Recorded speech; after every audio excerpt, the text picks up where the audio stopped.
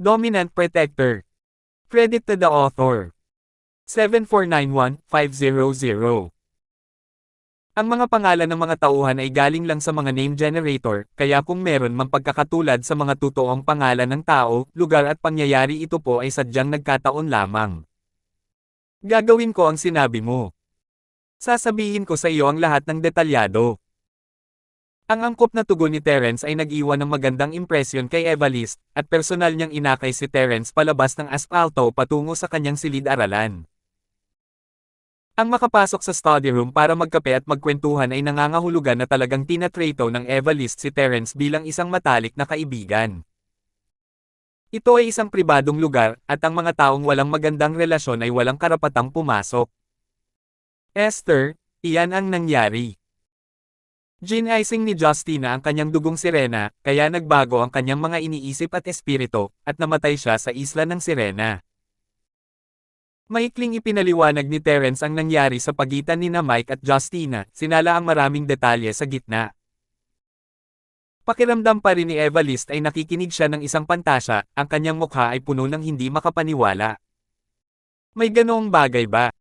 Totoong umiral ang mga maalamat na sirena. Gusto mo pang akitin si Mike para magpakamatay. Tinipon ni Evariste ang kanyang emosyon at pinigilan ang galit sa kanyang puso. Malamig siyang sumangot at sinabing, "Sus Mariosep Justina, hindi man lang niya pinakawalan si Mike." Salamat sa iyo ang lahat sa pagkakataong ito, 08, kung hindi ay hindi ka panipaniwala ang mga kahihinatnan. Tungkulin ko yan. Hindi na dapat banggitin pa. Casual na sabi ni Terence. Esther, hindi pa natin tapos pag-usapan ang mga taong gustong pumatay kay Mike. Sino sila? Nahulaan na niya na ang mga taong ito ay maaaring mula sa Saint Realm, ngunit kailangan pa rin niya ng kumpirmasyon mula mismo sa Evariste. Gusto sanang magtanong ni Evariste tungkol sa pag-atake ng torpedo sa ilalim ng tubig, pero dahil nagtanong si Terence tungkol sa pangunahing issue, hinayaan na lang niya ang maliliit na bagay. Sa totoo lang, dapat ay narinig mo na ang tungkol sa tao o organisasyon na gustong pumatay kay Mike. Ang impluwensya nila sa Europa ay parang araw sa tugatog nito. Nakumpirma ang hula ni Terence sa sinabi ng Evariste. Ang bagong organisasyon ng santuwaryo. Tiyak na nakakolekta ng impormasyon ng itim na paro-paro tungkol sa kanila at nakipag-ugnayan pa nga sa kanila, tama ba? Sumulyap si Evariste kay Terence, na bahagyang tumango bago nagpatuloy, ang sanhi ng insidenteng ito ay isang pagtatalo tungkol sa mga ruta sa dagat. Ang bagong organisasyon ng santuwaryo ay nagmarka ng isang malaking lugar ng dagat at ideklara na ito ay kanilang teritoryo. Walang sino man ang pinapayagang pumasok dito ng walang pahintulot. 08, gaya ng alam mo, ang aming pamilya ay umaasa sa pagpapadala upang mabuhay. Marami sa mga lugar sa dagat na minarkahan ng bagong organisasyon ng santuwaryo ay mahahalagang ruta sa dagat para sa aming pamilya. Maging ang aming istasyon ng Transit Island Supply ay sakop nila. Malaki ang epekto nito sa aming pamilya. Natural lang na hindi pumayag ang pamilya Stefford namin sa ganitong kalaking usapin, pero pagkatapos ng negosasyon at maging ng away, mas mahina ang aming pamilya at ang tanging magagawa lang ay umatras. May mapait at walang magawang ngiti sa mukha si Evariste. Bumantong hininga siya ng mahina at sinabing, sa isang labanan ng mga ruta sa dagat, kung matatalo ka, matatalo ka. Wala nang masasabi pa.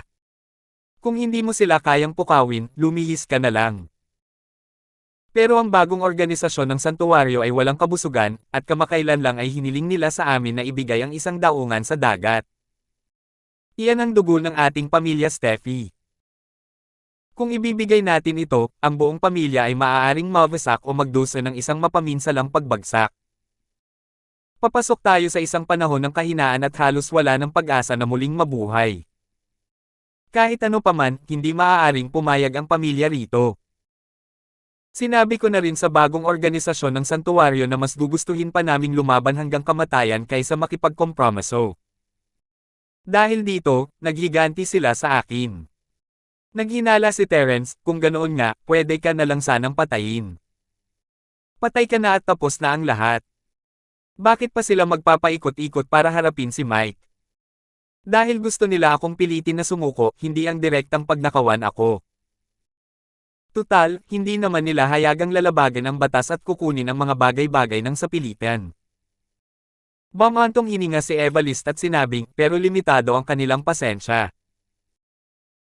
Ang mga unang ilang pagpatay ay para lang takutin ako, kaya mas maraming nasawi ang mga tao sa paligid ni Mike, kasama na ang dalawang Panginoon ng inyong organisasyong Black Butterfly. Pero sa pagkakataong ito, tila seryoso na ang bagong Holy Region. Tumango si Terence. Sinusuportahan ng Central ang bagong santuwaryong ito dahil nag-aalala sila tungkol sa kasunduang pangkapayapaan na pinirmahan nila noon. Tutal, hindi lang ang Central ang malaking kapangyarihan sa mundo ng mga karaniwang tao, at ang panig ni Terence ay napakalakas din. Ayaw ng Central na lumabag sa batas kung kaya nila, at wala itong maitutulong sa kanila na makuha ang atensyon ni Terence. Ngunit ngayon, tila nawalan na ng pasensya ang bagong santuwaryo. Marahil ang daungan ng pamilyang Steffi ay mas makabuluhan sa sentro, at maaaring mas maginhawa pa para sa kanila na magtayo ng isang bagong base sa ilalim ng dagat. Matapos ninyong habulin si Mike noong nakaraan, pinadalhan kami ng ultimatum ng bagong santuwaryo. Binalaan niya kami na kung hindi namin ibibigay ang daungan, papatayin namin si Mike sa loob ng 1 buwan. Kung gayon, ang mga mahahalagang miyembro ng aming pamilya. Siyempre, ako ang huli. Ikaw. Galit at walang magawa si Evariste. Ang atake ng torpedo na naranasan mo ang simula ng opisyal na pagpatay sa bagong organisasyon ng santuwaryo. 08. Nagmamakaawa ako sa iyo, dapat mong protektahan si Mike. Hindi mo maaaring hayaang may mangyari sa kanya. Huwag kang mag-alala, Esther. Sinabi ko na sa iyo na tungkulin ko iyon. Gagawin ko ang lahat para masiguro ang kaligtasan ni Mike. Tumango ng seryoso si Terence. Hindi mahalaga kung ang lalaki ang nasa gitna o hindi, poprotektahan niya si Mike dahil pumayag naman ito. Ama. Habang nag-uusap silang dalawa, narinig ko ang boses ni Mike mula sa labas ng silid-aralan. Bahagyang natigilan si Evariste. Anong ginagawa ni Artel? Hindi ba't hiniling niya sa kanya na ibalik si Mike para makulong? Bakit siya pumunta rito? Sa lakas ni Artel, imposibleng makatanggi si Mike. Hepe, may kahilingan po si Young Master Mike na magkaroon ng pagkakataong makipagkita. Hindi ko po siya mapipigilan. Kumatok si Artel sa pinto ng ilang beses, medyo may pagkailang ang boses niya. Tuloy kayo. Kasing itim ng tubig ang mukha ni Evariste habang binigyan niya si Terence ng isang paumanhin na tingin bago malamig na tumingin sa pinto. Itinulak ni Artel ang pinto ng study room at pumasok kasama si Mike. Noon lang nalaman ni Evariste kung bakit sinabi ni Artel na hindi niya mapipigilan si Mike. Dahil may hawak si Mike na maliit na kutsilyo at idiniin ito sa sarili niyang leeg ng may determinadong ekspresyon sa mukha. Para siyang mamamatay para sa iyo kung hindi ka papayag. Maaaring agawin ni Artel ang kutsilyo, ngunit hindi niya mabantayan si Mike, kaya hinayaan na lamang niya itong lumapit upang makita si Evariste. Kalokohan. Mike, anong pinaplano mo? Alam mo ba ang sitwasyon ngayon? Hindi mo ba alam na ang angkan ay nasa isang yugto ng buhay at kamatayan? Nang makita ito ni Evariste, agad siyang nagalit. Itinaas niya ang kanyang kamay at kinuha ang isang makapal na libro sa tabi niya, at inihagis ito kay Mike. Mabilis na umiwas ang bata, madaling iniwasan ang libro, at saka sumigaw ng mas malakas pa, Ama. Kung patuloy kang ganito, hindi ko kakailanganin ang bagong santuwaryo para patayin ako. Magpapakamatay ako. Naniniwala ka ba? 7,472. Kung gusto mong mamatay, mamatay ka agad. Tandaan mong lumayo ka. Huwag kang mahiya dito. Hiniling ni Evariste na sakalin ang batang ito gamit ang sarili niyang mga kamay. Anong kasalanan ang nagawa niya para manganak ng ganito kahirap na bagay? Inikat ni Mike ang kanyang mga mata at naramdaman niyang tila walang banta ang pagpapakamatay o kung ano pa man sa matanda, kaya't inihagis na lang niya ang kutsilyo kay Artel at tumakbo palapit ng paunti-unti. Pare! Makinig ka sa akin, wala akong ibang magagawa. Kung hindi, hindi ako papayagang lumabas ni Artel. Nagkibit-balikat si Mike at tinitigan si Terence, nakatanggap lang ako ng abiso mula sa Knight Association. Magkakaroon sila ng pagpupulong para pag-usapan ang panukalang ayusin ang bagong Sanctuary Realm. Kapag inasikaso natin ang bagong Sanctuary, magiging maayos ang buhay ng pamilya natin. Kalokohan. Yung European Sanctioned Sword Knight Association. Gusto rin ba niyang kontrahin ang bagong santuwaryo? Huwag kang magbiro. P********. Galit na galit si Evalist, matagal ko nang sinabi sa'yo na iwanan mo na yung espada ng mga parusa ng Knight Association, pero hindi ka nakinig. Binabalaan kita, bawal kang makialam sa kanila. Sa totoo lang, hindi pa nga sila kasing husay ng bagong Holy Region. Ama. Maaari mo akong hamakin, ngunit hindi mo maaaring hamakin ang naghaharing samahan ng mga kabalyero ng espada. Tayo ang mga tagapagmana at tagapagpaunlad ng diwa ng kabayanihan. Kailangan tayo ng mundo, mga kabalyero, upang iligtas ito. Nagpakita ng matinding init ng katawan si Mike, pakiramdam niya ay wala siyang kapantay at matuwid, pero sa paningin ni Evalist, gusto niya itong sampelan palayo. Sa wakas ay naunawaan na ni Terence na hindi nagbibiro si Mike nang sabihin niyang gusto niya ng patas na tunggalian. Sumali pa nga ba siya sa Knight Association of the Sword of Sanctions? Bata Panginoong Mike, ginagawa ito ng pinuno ng angkan para sa inyong ikabubuti. May mga bagay na dapat ninyong pakinggan sa patriarka. Itinabi ni Artel ang kutsilyong ibinato sa kanya ni Mike.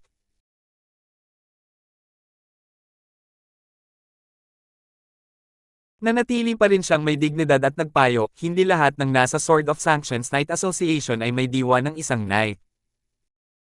Kung makikisama ka sa kanila, wala itong maitutulong sa iyo, young Master Mike. Artel.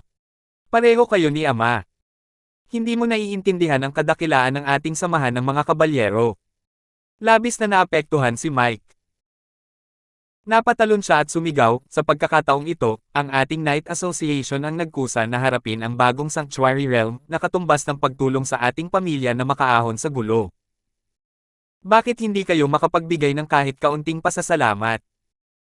Bata kong Panginoon Mike, patawarin mo ako sa pagiging prangka ko. Kung ang espada ng mga parusa ng Knight Association ay kayang alisin ang bagong santuwaryo, matagal na sana itong ginawa ng aming pamilya Steffi. Bakit pa namin sila kailangang gumawa ng kahit ano? Kalokohan. Walang gaanong amo ang pamilya natin, at ikaw lang ang mas makapangyarihan, Artel. Sino pa ba ang nariyan? Hayaan mo silang lumabas at subukang kalabanan ako. Alam ni Mike na mas makapangyarihan si Artel kaysa sa kanya, pero wala siyang ideya kung sino ang iba. Naisip niya na sa pamilya Steffi, si Artel ang pinakamalakas, at siya ang pangalawa sa pinakamalakas. Ngumiti si Artel at hindi umimik. Paano magiging mas makapangyarihan ang isang matandang katulong kaysa sa pamana ng isang sinaunang pamilya? Ama, kahit anong mangyari, kailangan kong dumalo sa pagpupulong na ito ng Knight Association. Kung hindi ka papayag, mamamatay talaga ako sa harap mo. Sa bagay, nasa langit na si Justina. Gusto ko siyang mahanap sa lalong madaling panahon. Mabilis na nagbago ang mood ni Mike. Habang nagsasalita siya, nalungkot ulit siya, pero hindi niya alam kung totoo iyon. Siguro dahil lang sa husay niya sa pag-arte.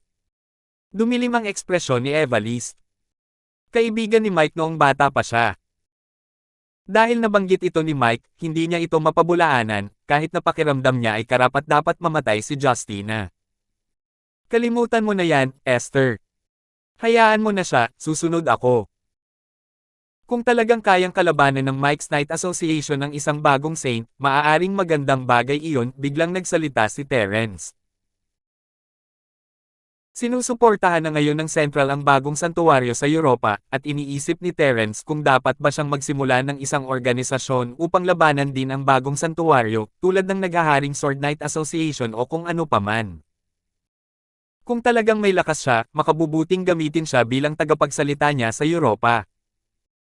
Kaya naman nagpasya si Terence na sumama kay Mike para tingnan ito. Hindi mo ako kailangang sundan. Bilang isang baguhang knight ng Knight Association, may kakayahan akong protektahan ang aking sarili. Isa pa, hindi pa ako tapos kay Justina. Gusto pa rin kitang hamanin sa isang tunggalian.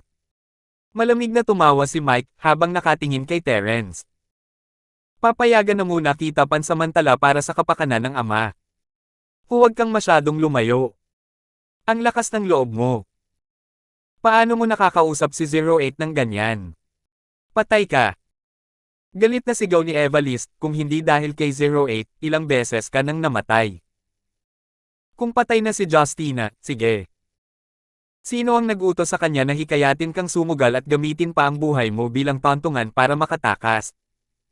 Mike, binabalaan kita.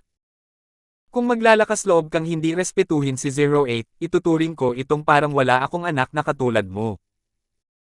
Isa pa, karangalan mo na handang sumama si 08 sa iyo. Papayagan kitang umalis para kay 08.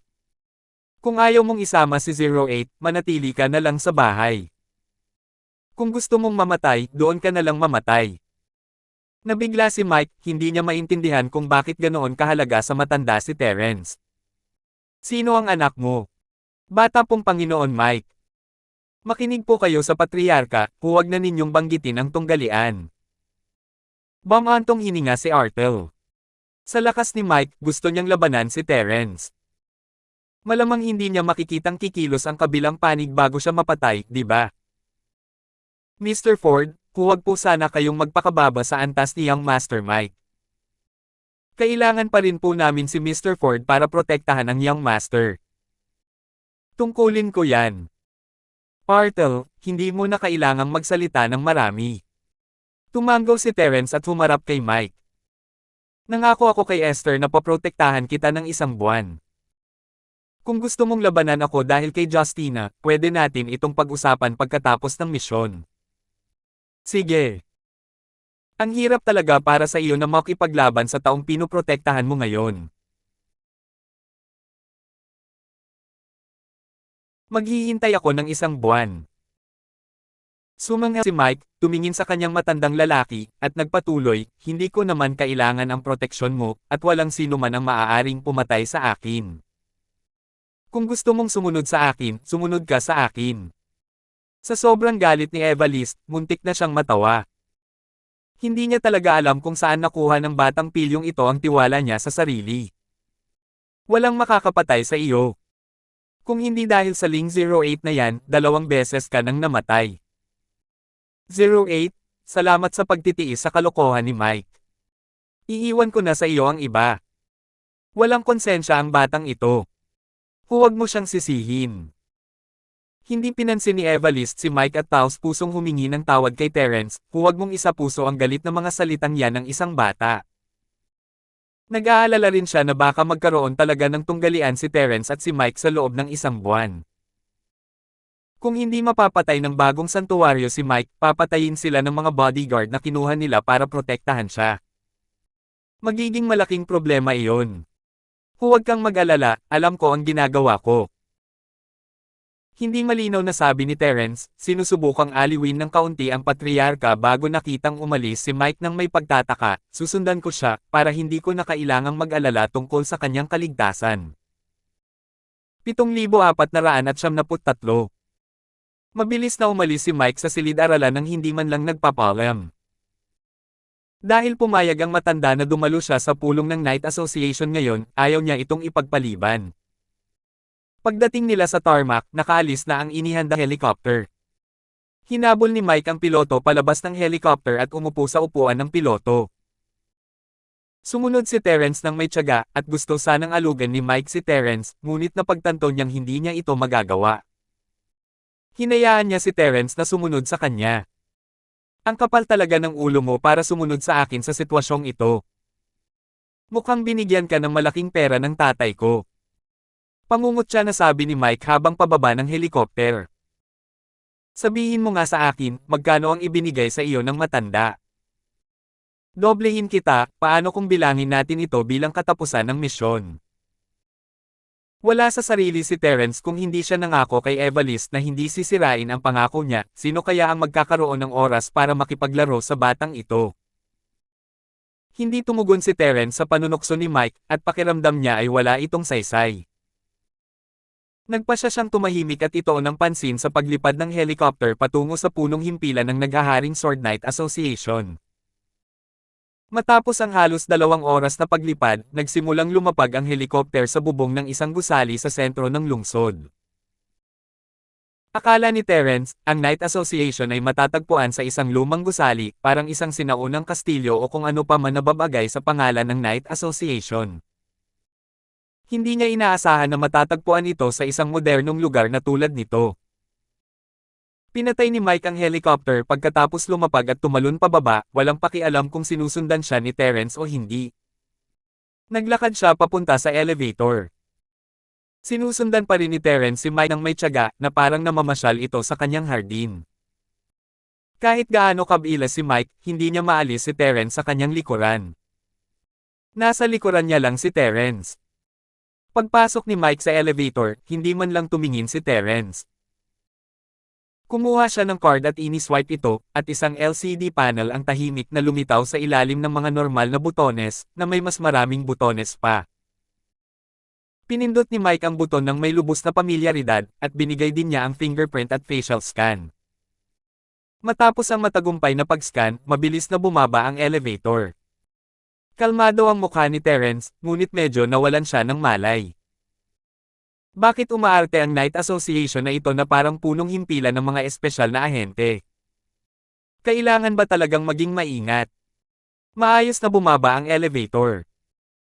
Wala pang kalahating minuto, dumaan ito sa 12-dosenang palapag at direktang pumasok sa ilalim ng lupa, at huminto sa ika-5 palapag sa ilalim ng lupa. Bumukas ang pintong bakal nang walang anumang ingay. Naunang lumabas si Mike at pumasok sa isang maliwanag na pasilyong bakal. May isang pinto na 5 o 6 na metro ang layo mula sa pasilyo. 2 lalaking nakasuot ng baluti ng kabalyero ang nakatayo sa magkabilang gilid na may mga espada ng kabalyero sa kanilang mga baywang. Sayang naman kung hindi siya gagawa ng pelikulang medieval gamit ang itsura niya. Kabalyerong Mike. Nang makita nilang dalawa si Mike, agad silang nagbigay ng knight salute na medyo formal. Nandito ako para dumalo sa pulong ngayon. Nandito ba kayong lahat? Gumanti si Mike ng pagbati ng may seryosong ekspresyon. Malapit na ang oras. Malapit nang magsimula ang meeting. Tuloy po kayo. Tumabi silang dalawa at binuksan ang pinto. Tumanggaw si Mike at humakbang paarap.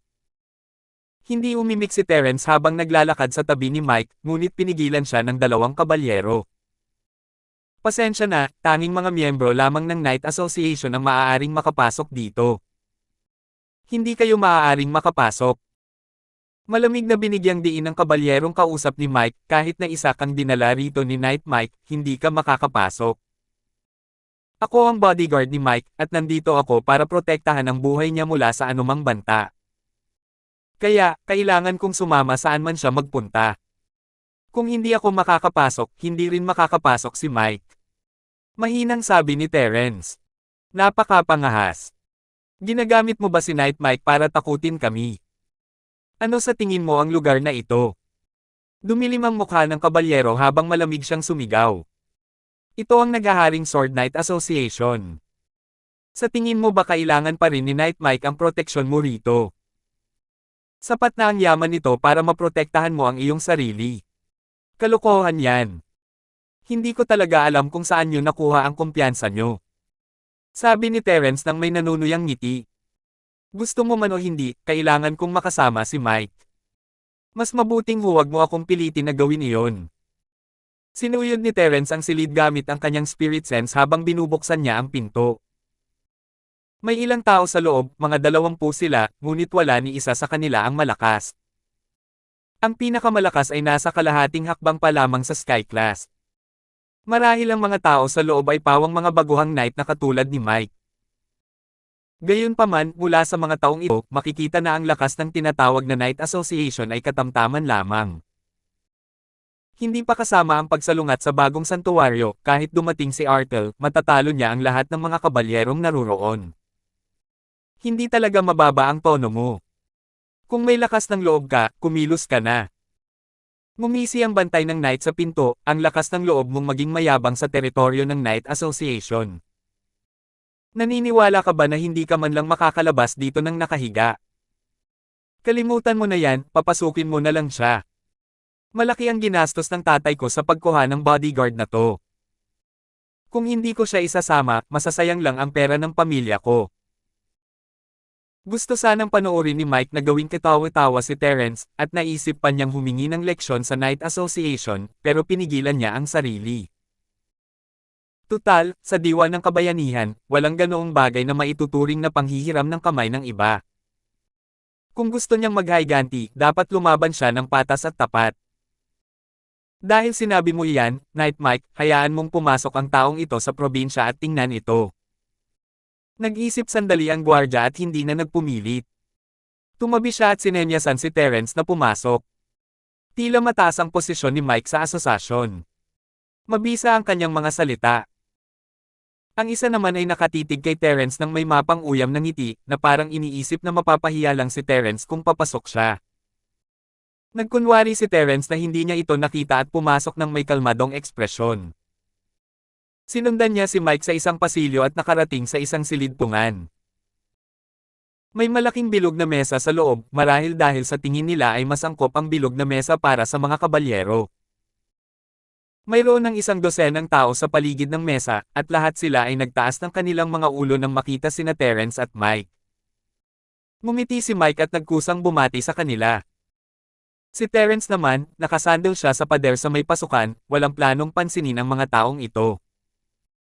Huwag mo siyang alalahanin, isa lang siyang bodyguard na kinuha ng tatay ko para protektahan ako. Napansin ni Mike na ang mga mata ng lahat ay nakatuon kay Terence, kaya't nagpaliwanag siya ng nakangiti at binigyang diin ang salitang, "Gumasta ng pera." Ang mga tao sa silid ay halos puro mga kabataan.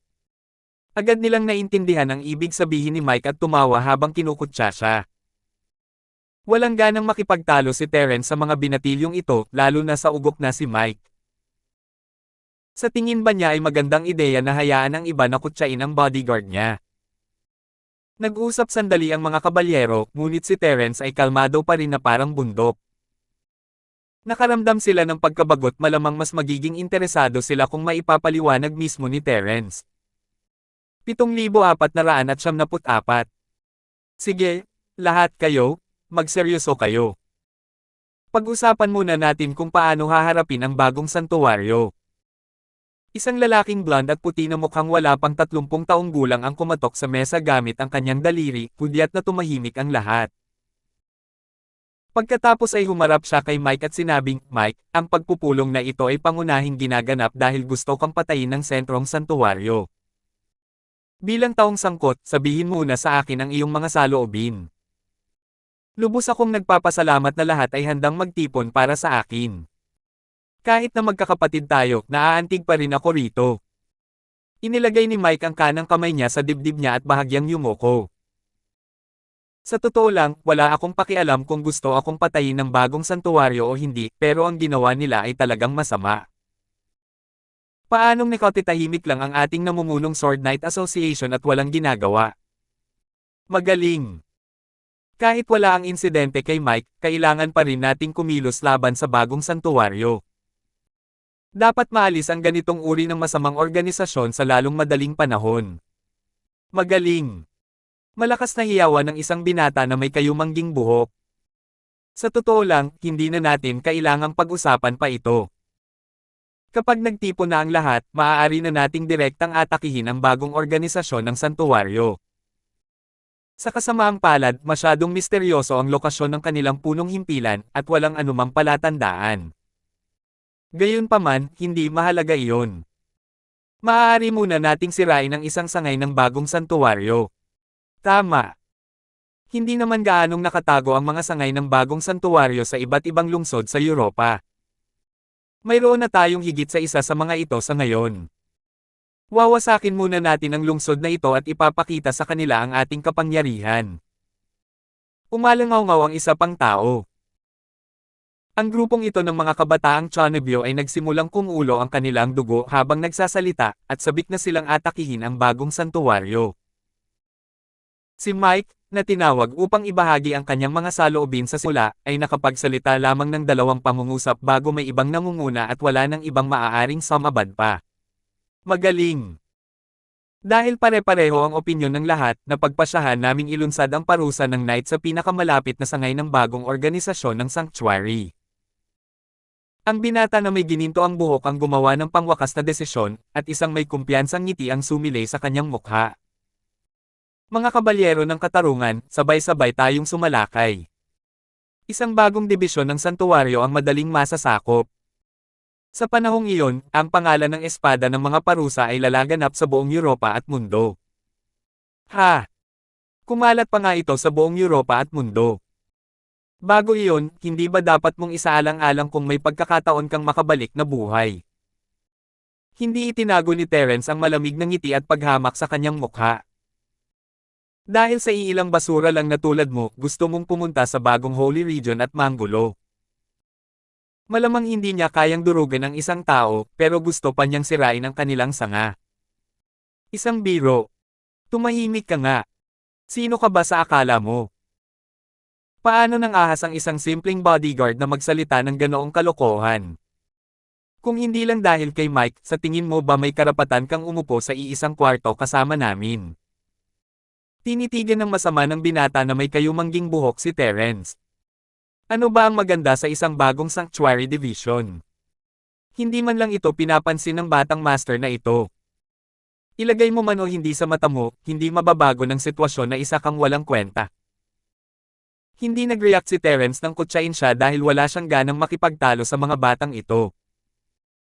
Gayunpaman, kung pupunta sila sa bagong dibisyon ng santuwaryo para manggulo, malamang na ipapapatay nila ang kanilang mga sarili. Kaya naman, kaunting mabuting payo lamang ang maibibigay nila sa mga ito. Siyempre, medyo nakakasakit ng puso ang kanyang mabait na payo. Pasensya na, hindi ko sinabing naging basura ka dahil sayo. Ang ibig kong sabihin ay basura ang lahat ng tao rito. Kung ayaw mong mamatay, alisin mo agad ang kaisipang iyan. Ang bagong organisasyon ng santuwaryo ay hindi isang bagay na kaya mong saktan. Walang hiya. Isa ka bang especially iyan na ipinadala ng bagong organisasyon ng santuwaryo? Kaya nga sila ang nagsalita para sa bagong santuwaryo at tinatakot tayo. Medyo nainis ang binata na may kayumangging buhok habang itinuturo si Terence, huwag mong isipin na hindi ka namin hahawakan dahil lang sa pinagmumukhaan namin si Mike. Naniniwala ka ba na hindi ka namin mabubugbog hanggang mamatay ngayon? Hey! Hindi ko kayang makita kayong mamatay. Hindi ka ba masaya na buhay ka pa? Bakit ka gagawa ng isang bagay na napakatanga mo na parang paghagis ng itlog sa bato? Hindi pinansin ni Terence ang banta ng binata at umiling, napakabait na ng bagong santuwaryo na huwag pumunta at maghanap ng gulo sa Night Association ninyo. Bakit hindi na lang kayo manahimik at maghintay? Bakit kailangan yung mang-asar sa isang nilalang na hindi ninyo kayang mang-asar? Hindi naman sa tinutokso sila ni Terence, pero kahit siya mismo ay walang kumpiyansa na sisirain ang bagong organisasyon ng santuwaryo. Hindi ito ang una o pangalawang beses niyang nakaharap si Central, at sa tuwing napipinsala sila ni Terence, mahimalang bumabawi ang kanilang mga nararamdaman. Masaya ka pa rin, di ba? Biglang tumayo ang binata na may kayumangging buhok at inabot ang hawakan ng kanyang espada. Bubunutin na sana niya ito. Gusto kong makita kung ano ang kaya mong gawin ngayon. Iligtas mo yan. Isang grupo ng mga baguhang nasa Earth rank. Kahit ang isang bagong Sanctuary Realm ay hindi mag-aabalang atakihin ka, lalo na ako. Wala talagang interes si Terence na turuan sila ng leksyon kaya naman nilang pumatay ng isa o dalawa sa isang hininga lang. Paano kung ikaw ay Earth class? Sapat na ang Earth class para turuan ka ng leksyon. Isa pa, ang ating Pangulo ay isang full master ng Sky class, ano ang ibig sabihin ng isang simpleng bagong saint? Hindi talaga binunot ng binata na may kayumangging buhok ang kanyang espada. Pagkatapos niyang harapin ng totoo si Terence ay saka lamang niya naramdaman na may hindi maarok na aura si Terence, na medyo nagpatakot sa kanya. Pinilit niyang makawala sa sitwasyon, kung nandito lang ang pinuno ng ating guild, natatakot akong hindi mo sasabihin yan. Nanginig ang mga labi ni Terence, halos mainip. May isang taong hindi man lang nang ahas na umatake na gustong umatake sa bagong Saint Division. Kalimutan mo na yan. Kung gusto mong mamatay, mamatay ka na lang. Wala naman akong kinalaman dyan. Hindi mahalaga kung mamatay ang lahat basta't hindi mamatay si Mike.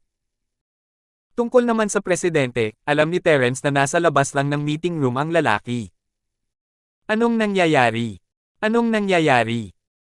Isang malalim na boses ng lalaki ang nagmula sa labas ng silid pulungan. Nang marinig ito, ang mga tao sa paligid ng round table ay tumayo at nagbigay pugay. Presidente. Pagkatapos batiin si Terence, agad na iniulat ng binata na may kayumangging buhok si Terence, President, ang maliit na bodyguard na ito na kasama ni Mike ay hindi lamang minamaliit kami, kundi pati na rin kayo, Presidente. Ang chairman ay isang lalaking may isang mata lamang at may itim na eye patch sa kaliwang mata. Hindi inisip ni Terence na siya ang dapat maging chairman ng Knight Association, kundi siya ang dapat na maging chairman ng Pirate Association. Ang lalaking parang pirata na may isang mata ay tumitig kay Terence, ang mukha ay puno ng pagmamalaki. Sino ka? Ang lakas ng loob nilang hamakin ang naghaharing Sword Knight Association. Sa tingin mo ba talaga ay walang sino man sa ating association? Siyempre naman, marami kayong tao. Ang daming tao rito. Hindi ko kayo pwedeng ituring na parang hangin lang. Nagkibit balikat si Terence at bahagyang ngumiti, sinasabi ko lang na wala kayong silbi. Hindi lang ang mga tao sa ibaba ang basura, mukha rin kayong basura. Huwag kayong magalit, sinabi ko na rin na wala akong tina-target na kahit sino sa inyo, kundi lahat kayo rito. 7,475. Hihihi. Mike, narinig kong dinala mo raw ang mga taong ito rito. Huwag mo akong sisihin kung hindi kita pinahiya ngayon. Tumawa ang lalaking may isang mata, ang tanging matang nakatitig kay Terence ng malamig. Tara, tingnan ko kung gaano kalakas ang isang taong hindi naman gaanong walang kwentang tulad mo. President, hindi talaga marunong magpahalaga ang taong ito sa kabaitan ko. Atakihin mo na lang, hindi mo na kailangang pagmukhaan ako. Hindi natuwa si Mike kay Terence noong una pa lang, at ngayong nagsalita na ang presidente, hindi na niya ito tatanggihan. Tumawa ng mahina si Terence at sumando sa pader, ayaw talagang gumalaw, hindi sulit ang paghamon sa kanya ng isang Sky Class Full Master. Para siyang langgam na nagpapakita ng mga pangil at nagwawagayway ng mga kuko para hamanin ang isang elepante.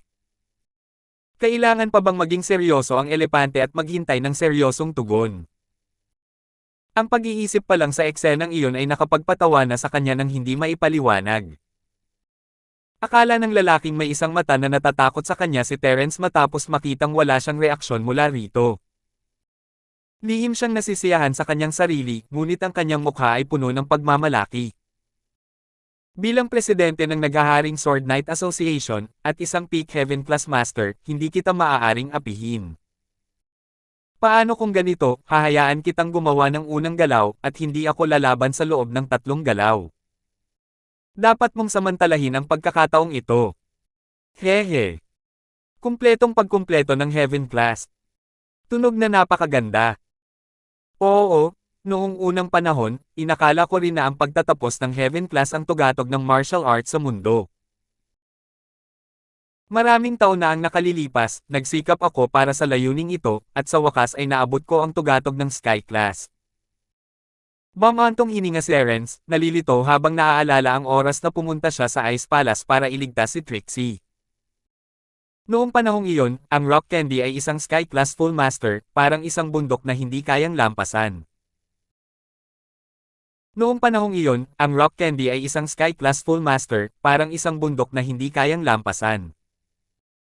Gayunpaman, medyo mayabang ang dating ng mga sinabi ni Terence sa pandinig ni One Eye. Isa pa, napakamapagmataas niya. Ilang taon na ang nakalipas. Naglalako ka ba? Ilang taon ka na? Mukhang nasa 20 anyos siya. Ilang taon ka na ba naging miyembro ng Sky Class?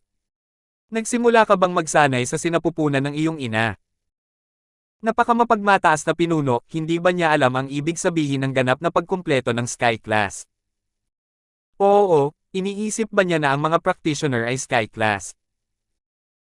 Huwag mong sabihing hindi niya alam na pagkatapos ng Sky Class, ang isa sa mga paa niya ay nakatapak na sa landas ng paglilinang na nagbubukas sa kaharian ng landas sa langit. Lahat ng mga kabalyero ay nag-uusap ng may paghamak, hindi nasisiyahan sa pag-arte ni Terence. Kahit ang mukha ni Mike ay medyo namula sa sandaling ito. Ang galing talagang magyabang ng bodyguard niyang ito. Kung talagang magaling ka, bakit ka pa magiging bodyguard? Ang landas ng pagsasanay ay walang katapusan. Ang pagkumpleto ng Sky Class ay maaaring mukhang ang tugatog, ngunit hindi pa ito ang simula. Paano mo malalaman ang lawak ng mundo sa pamamagitan ng pagtingin sa kalangitan mula sa ilalim ng isang balon? Walang pakialam si Terence sa kanilang pangungutya dahil nakalubog pa rin siya sa kanyang mga alaala. Kalimutan mo na yan, walang saysay na sabihin pa sa'yo ang lahat ng ito. May payo ako sa'yo, bata ka pa, huwag mong laging isipin ang paghahanap ng kamatayan. Tandaan mo, kung hindi mo gagawin, hindi ka mamamatay. Dahil doon, pumarap si Terence kay Mike. Iyon lang ang masasabi ko. Nasa iyo kung gusto ng Night Association na ituloy ang operasyon, pero tiyak na hindi sasali si Mike. Ilalayo ko na siya ngayon, sige lang. Tapos ka na ba sa kalokohan mo? Bilisan mo at gawin mo na pagkatapos mong magsalita, kung hindi ay mawawalan ako ng pasensya at hindi kita hahayaang gumawa ng unang hakbang. Namumuo ang mga ugat sa noo ni One Eye, at nagsisimula na siyang magsisi sa pagbibigay kay Terence ng 3 galaw. Kung hindi kikilos si Terence, hindi naman sila pwedeng mag-aksaya ng oras ng ganito, di ba? Tungkol naman sa sinabi ni Terence tungkol sa Sky Class Peak na kahit hindi siya baguhan, wala naman talaga siyang pakialam. Para sa niya, isa lamang itong dahilan para mag-antala si Terence sa oras. O, kung kamatayan ang hinahanap mo, kumilos ka na. Walang pakialam na sinulyapan ni Terence ang pinuno ng guild na may isang mata, handang puwersahang kunin si Mike. Kung hindi talaga alam ng guildmaster na may isang mata kung ano ang makabubuti para sa kanya, hindi mag-aatubiling turuan siya ni Terence ng leksyon. Galit na galit ang guildmaster na may isang mata dahil hindi siya pinansin ni Terence, at aatake na sana siya. Sa sandaling ito, wala siyang pakialam kahit nangako itong bibigyan siya ng 3 galaw. Gayunpaman, sa sandaling ito, may gumalaw mula sa kabilang dulo ng elevator, at bumukas ang pinto. Boom! May malakas na kalabog. Isang bantay ng Night Association ang napatalsik palabas, at isang malakas na kalabog ang narinig sa pasilyo. 2 lalaking nakaputi ang mabilis na lumabas mula sa elevator. Sinuri ni Terence gamit ang kanyang espiritual na pandama at hindi niya alam kung tatawa ba siya o iiyak. Iniisip pa rin ng Night Association dito na sirain ang sangay ng bagong santuwaryo, ngunit sa huli, direktang nagpadala ang bagong santuwaryo ng mga tao para salakayin sila. Hindi nakilala ni Terence ang 2 puting lalaking lumabas mula sa elevator, ngunit mayroon silang marka ng bagong organisasyon ng santuwaryo sa kanilang mga katawan. 2 beses nang nakita ni Terence ang markang ito. Ang unang pagkakataon ay sa Avalonia, kasama si Jessica at ang kanyang kasama. Ang isa pang pagkakataon ay tungkol sa 2 taong nakatakas mula sa submarino. Ang pinuno ng guild na may isang mata ay walang kakayahang makaramdam ng espiritu, kaya hindi niya agad maintindihan ang lahat ng impormasyon tulad ni Terence. Gayunpaman, ang malakas na ingay sa tunnel ay nakakuha ng kanyang atensyon, at sumuko na siya sa ideya na atakihin si Terence. Anong nangyayari? Sigaw ng pinuno ng guild na may isang mata habang mabilis na lumabas ng silid. Ang nakita niya ay ang 3 kabalyero sa kanyang tabi na gumugulong-gulong sa isang sulok. Halatang-halata silang nasugatan. Gayunpaman, ang 2 estranghero na dahan-daang naglalakad papalapit sa kanya ay nagbigay sa kanya ng matinding pressure. Sino kayo? Talagang nang-ahas kayong pumasok ng walang pahintulot sa naghaharing Sword Knight Association. Anong espada ng mga parusa? Anong samahan ng mga kabalyero? Anong kalokohan? Ngumisi ang isa sa mga lalaki mula sa bagong santuwaryo, hindi naman sa namimili ako sa inyo, pero paano kayo nagkaroon ng lakas ng loob na tawagin ang inyong mga sarili na mga kabalyero? Tumawa rin ang isa pang lalaki. Paul, handa naman silang libangin ang kanilang mga sarili at hindi mo kasalanan iyon. Bakit mo sila pinagtatawanan? Isa lamang silang grupo ng mga basura. Johnson, hindi naman sa gusto ko silang pagtawanan pero wala talaga akong ibang magawa. Para lang silang mga langgam. Kung susuko sila sa atin sa hinaharap, hindi ba't kailangan nating makipagtulungan sa mga mahihinang tulad nila? Nalulungkot pa lang ako kapag naiisip ko pa yon. Si Paul, na siyang unang nagsalita, ay nagkibit-balikat na may walang magawang ekspresyon. Sinabi niya sa pinuno ng guild na may isang mata, magsimula na muna tayo sa usapin. Ikaw siguro ang presidente ng Sword Knight Association, Morris, di ba? Ako si Morris. At ano ka naman? Pinigilan ni Morris, ang lalaking may isang mata, ang kanyang galit at pinanatili ang kilos ng kanyang kabalyero. Iulat ang inyong mga pangalan at tikman ang puot ng aking talam.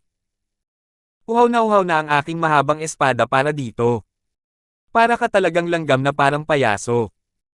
Bumantong hininga muli si Paul at hindi pinansin si Morris na malapit nang magwala. Pinilit niyang maging seryoso at sinabing, Pangulong Morris ng Knight Association, sa ngalan ng bagong santuwaryo, narito ako upang ipahayag ang utos ng Saint Emperor. Umaasa ako na kapag natanggap mo ang utos, ipapangako mong susundin ang mga utos ng bagong Holy Region at agad na tatango sa ating bagong Holy Region upang tanggapin ang paggawad ng banal na emperador. Kalokohan! Ang lakas ng loob mong ipahiya ako. Nagalit ng husto si Morris. Pinag-uusapan pa lang nila ang pag-atake sa bagong dibisyon ng santuwaryo, pero ang mga tao mula sa bagong santuwaryo ay pumunta sa kanilang pintuan at sinabing gusto nilang isama ang Knight Association. Nakakabaliw talaga ito. 7,476. Sa oras na ito, hindi na alintana ni Morris ang kanyang malakabalyerong kilos.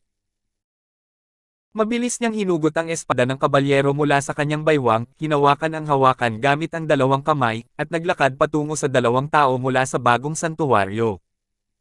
Hahaha, galit si Cho. Pero, ang galit na si Cho ay langgam pa rin. Hayaan mong paglaruan kita. Tumawa si Johnson at tumakbo palabas. Hindi niya alam kung kailan niya isinuot ang iron finger pad sa kanyang mga daliri. Hindi niya naiwasan ang knight epee ni Morris. Sa halip, sumuntok siya sa kanang bahagi ng epee. Sa malinaw na tunog ng pagbangga ng metal, nang inig ang mabigat na espada at agad na nawala ang orihinal nitong landas ng pag-atake. Bahagyang nakahilig din ang katawan ni Morris, dahilan para mabigla siya. Tugatog ng klase ng langit. Pagkatapos lamang ng isang engkwentro, alam na ni Morris na hindi naman mas mahina si Johnson kaysa sa kanya. Sa katunayan, mas malakas pa nga siya. Kung si Johnson lang mag-isa, hindi matatakot si Morris. Tutal, ito ang punong himpilan ng naghaharing Sword Knight Association, at maraming tao rito. Gayunpaman, naroon din si Paul, na nakangiti at nanunood ng palabas. Malamang hindi siya mas mahina kaysa kay Johnson. Sa ganitong paraan, hindi magiging lubos na maaasahan para kay Morris ang umasa sa bentahe ng mga numero. Ano ang gagawin? Balisa si Morris, ngunit hindi tumigil ang kanyang mga kamay. Patuloy niyang iwinagayway ang epee ng knight at inatake si Johnson. Hindi na siya makapagpigil ngayon. Ang tanging inaasahan na lang niya ay masasaktan niya ng malubha o mapatay pa nga si Johnson bago pa man makialam si Paul. Masayang nag-aaway ang dalawa, pero naiinip na si Terence. Hindi man lang siya interesado manood ng mga laban na mababa ang antas tulad nito. Mike, Terence na. Umalis ka na sa lugar na ito ng gulo. Hinawakan ni Terence ang braso ni Mike, gusto niyang layuan ang dalawa at umalis sa Knight Association sa lalong madaling panahon. Hindi sulit ang oras ni Terence sa dalawang bagong Saint. Gusto sanang lumaban ni Mike, ngunit laking gulat niya nang matuklasan na wala na siyang magamit na lakas para magpumiglas. Tila may misteryosong kapangyarihan ang palad ni Terence na nagpawala ng lahat ng kanyang lakas, at hinayaan na lamang niya si Terence na hilahin siya. Anong klaseng teknik sa pakikipaglaban ito? Nabigla si Mike. Hindi pa niya naririnig ang ganitong paraan sa Europa. Napakamahiwaga nito. Hindi alam ni Terence na ang isang simpleng trick na tulad nito ay sapat na para magulat si Mike. Kaunting kaalaman lang iyon tungkol sa mga acupuncture points, hindi isang bagay na sulit banggitin sa China. Nako, may nagtatangkang tumakas. Sa tingin mo ba ay makakatakas ka sa amin? Kumislap ang katawan ni Paul nang harangan niya ang daanan nina Terence at Mike. Kayong mga langgam, hindi man lang kayo bumati. Minamaliit ba ninyo kami? Minamaliit ba ninyo ang mga sagong ipinadala ng bagong organisasyon ng santuwaryo? Handa nang kumilos si Pablo matapos niyang akusahan ang bagong organisasyon ng santuwaryo na nababawasan ang kanyang kakayahan. Si Morris ang pinuno ng isang maliit na puwersa na gustong tanggapin ng bagong santuwaryo. Maaari nila siyang bugbugin, ngunit hindi sila maaaring lumayo. Gagamitin na sana ni Paul ang iba pang miyembro ng Knight Association upang itatag ang kanyang awtoridad nang kumatok sa kanyang pinto sina Terence at Mike. Mapapahiya niya ang sarili niya kung hindi niya gagamitin ang ganitong klaseng magandang materyal bilang babala sa iba. Tama ka, minamaliit kita. Tumanggaw si Terence at nagpatuloy sa paglalakad kasama si Mike. Hiki. Ang tapang-tapang niyong dalawa. Nangahas pa kayong hamakin ang bago nating banal na rehiyon. Kung hindi ka namin tuturuan ng leksyon ngayon, hindi mo ito maaalala. Sabi ni Paul habang itinataas ang braso, handang umatake. Para siyang nabangga ng una noong inaantok siya. Nag-aalala lang siya na susuko si Terence sa mikropono, tapos ngayon, sinabi ni Terence na, labanan hanggang kamatayan. Kung susuko ang kabilang panig, mahihirapan si Paul na ipakita ang kanyang lakas, at natural na mas hihina ang epekto. Ayokong maging mapanghimasok, kaya ko sila inilalayo. Kayo na lang ang bahala sa sama ng loob ninyo. Walang ekspresyong tiningnan ni Terence si Paul, iwasan mo o itapon mo. Umilag. Mga strap. Inangat ni Paul ang ulo niya at tumawa. Baliw ba ang payat na batang Easter Knight na ito? Paano niya nasabi ito sa isang peak heaven class? Hindi ko na nga alam kung paano umakto na cool. Hahaha, nakakatawa ito. Ang mga kasama ng mga payaso ay pawang mga payaso. Pati ang mga biro nila ay nakakatawa. Tumawa si Paul at tinatimad na magsalita ng walang katuturan. Kumislap ang kanyang figure at naglunsad ng isang pag-atake ng walang anumang babala. Isang kamao ang biglang lumitaw sa harap ni Terence. Ayon sa tansya ni Paul, ang palihim na pag-ataking ito ay sapat na para pasabugan ang ulo ni Terence. Sa sobrang nakakagulat na eksena ng headshot, malamang matatakot ang ibang mga basura, di ba? Pagkalabas pa lang ng kamao niya, iniisip na ni Paul kung paano gumawa ng isang mahusay na suntok at pasabugan din ang ulo ni Mike. Isang biglaang headshot na may double kill, ang pag-iisip pa lang tungkol doon ay nagparamdam sa kanya na kayanan niyang lumipad. Sa kasamaang palad, ang mga marahas at nakakapreskong imaheng ito ay tanging sa kanyang isipan lamang ang natitira. Sa totoo lang, ang kamao ni Paul, na sa tingin niya ay mahirap hulaan, ay nasalo ni Terence gamit ang tatlong daliri. Hindi siya makaabante, hindi siya maka-atras. Mukhang handa na ang isip mo para maging may kapansanan. Hindi ko talaga maintindihan kung bakit ang tanga-tanga mo. Bakit kailangan mo pa akong pukawin imbes na gawin ang nararapat mong trabaho? Kumunat ang noo ni Terence habang binubunot ang tatlong daliri, at ang tunog ng pagbibitak ng mga buto ay nagmula sa kamao ni Paul. Sa isang kisap mata, sumabog ang kamao at naging isang lawa ng dugo. Napasigaw si Paul at natamba pa atras, habang takot na nakatingin kay Terence. Hindi niya talaga maintindihan kung bakit may ganito kalakas na tao rito. Hindi ba't sinasabi sa impormasyon na tanging ang presidente ng naghaharing Sword Knight Association lamang ang may perpektong ranggo sa langit? Kung gayon, sino ang batang ito? Sino ka? Hindi siya dapat taga-association ng Knights, di ba? Namutla ang mukha ni Paul habang takot na nakatingin kay Terence. Kung hindi ka taga-association ng mga kabalyero, maaari ka nang umalis. Dahil nakapikit ang kanyang kamao, agad na naunawaan ni Paul na ang kanyang kalaban ay masyadong malakas para makalaban niya. Matalino niyang piniling umatras at hayaan munang umalis si Terence. Kung tungkol naman sa paghihiganti, natural lang na magpapadala ang bagong santuwaryo ng iba para maghaiganti kay Terence, hindi na kailangang magmadali. Hindi nga ako taga-asosasyon ng mga kabalyero. Kung hindi ka lang nabaliw at pinigilan ako ngayon, nakaalis na sana ako kasama ang mga tauhan ko. Pero, ngayong gusto mo na akong umalis, ayoko nang umalis. Kumaibat ang mga labi ni Terence. Aalis ako dahil gusto mo. Iisipin ng mga tao na natatakot ako sa inyong mga bagong santo. Sa kabilang banda, sinuntok ni Johnson si Morris ng 2 beses at pinilit itong umatras. Pagkatapos ay lumipat siya sa tabi ni Paul at tumingin kay Terence ng may madilim na mukha. Sino ka? Hindi mo ba alam na kami ang mga sugo ng bagong santuwaryo? Hindi mo ba naisip ang mga kahihinatnan ng paggawa ng isang hakbang laban sa mga tao ng bagong banal na rehiyon? Ang sugo ba ng bagong banal na rehiyon ang tinatawag na banal na sugo? Kung gayon, nakita ko na ang iyong santo dati.